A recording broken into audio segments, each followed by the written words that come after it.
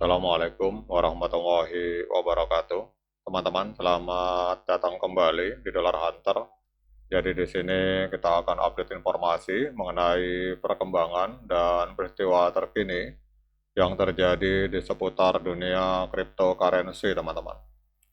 Namun seperti biasa, sebelum kita berbicara tentang dunia kripto, mari hari ini kita berdoa bersama-sama, mohon pada Allah agar kita semua senantiasa diberikan nikmat berupa kesehatan dan juga diberikan keberkahan dalam tiap rezeki yang kita terima pada hari ini.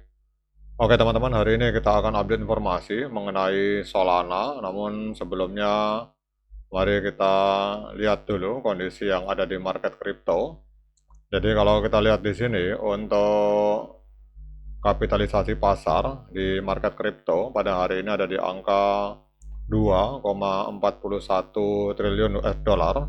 Kemudian untuk volume transaksi secara keseluruhan di market kripto hari ini ada di angka 96,52 miliar US dollar, teman-teman. Kemudian untuk Fear and Greed Index hari ini ada di angka 42 atau netral, dan Bitcoin hari ini mengalami penurunan sebesar 0,53%, diperdagangkan di angka 70.989 US dollar, teman-teman. Sementara untuk Ethereum mengalami koreksi 2,45%, hari ini Ethereum diperdagangkan di angka 2.180 US dollar, teman-teman.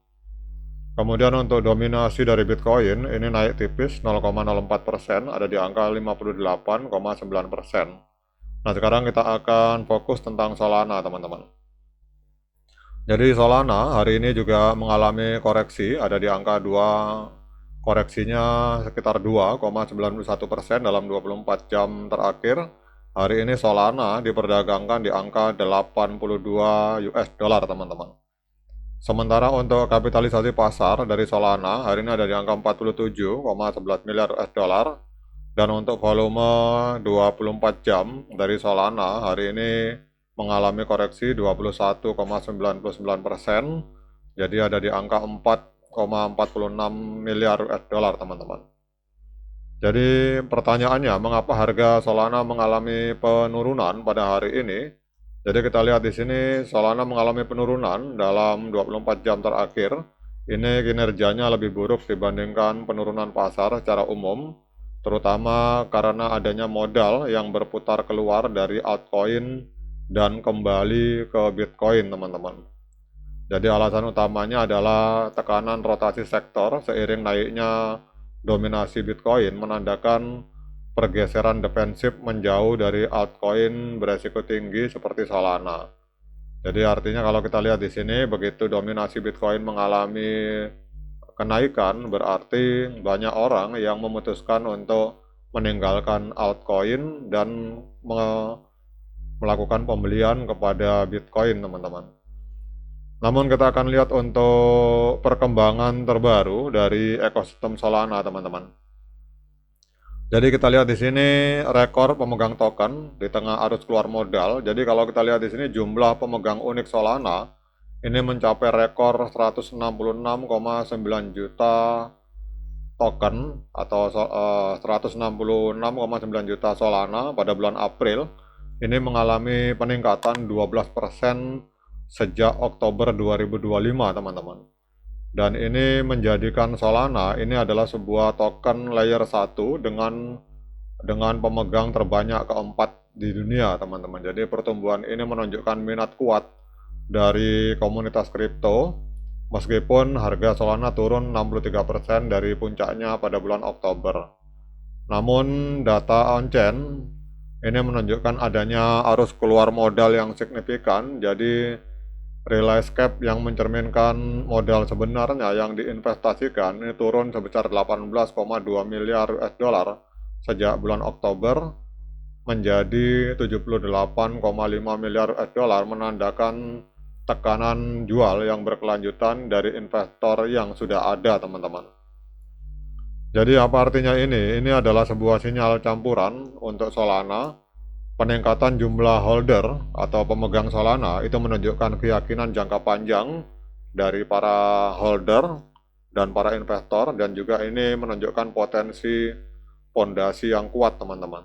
Tetapi di sisi lain arus keluar modal yang besar itu berarti permintaan saat ini belum cukup untuk mendorong pemulihan harga yang berkelanjutan. Jadi pasar perlu melihat pembalikan tren real estate agar dasar harga yang stabil dapat terbentuk. Jadi ini ada kontradiksi teman-teman. Kalau saya lihat di satu sisi harganya turun, tetapi di sisi lain itu orang-orang yang menyimpan Solana itu mengalami kenaikan 12% teman-teman. Kemudian kalau kita lihat di sini resiko, membahas juga masalah resiko penurunan di zona pasokan kunci teman-teman. Jadi kita lihat di sini bahwa analis teknis menunjukkan titik kritis bagi Solana. Jadi Solana ini mengalami penolakan tajam di zona pasokan 92 dan 94 teman-teman.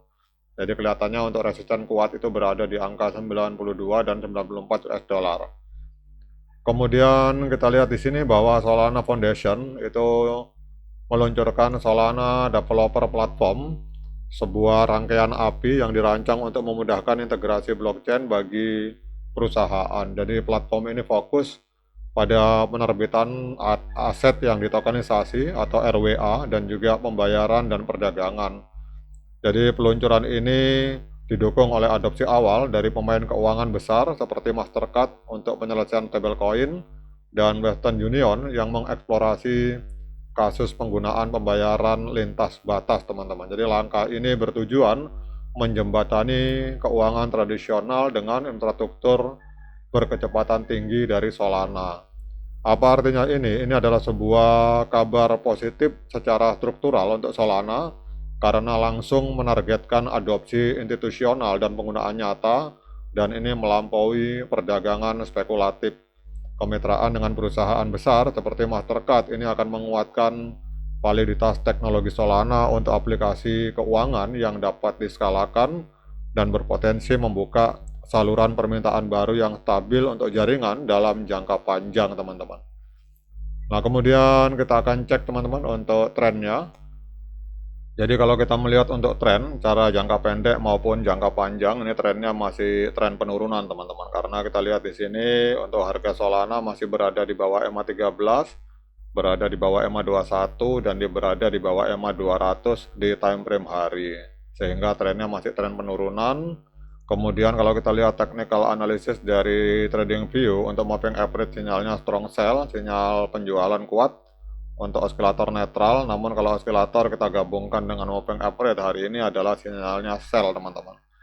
Karena kita lihat di sini ada 14 indikator yang menunjukkan sinyal penjualan, sementara hanya 2 indikator yang menunjukkan sinyal pembelian.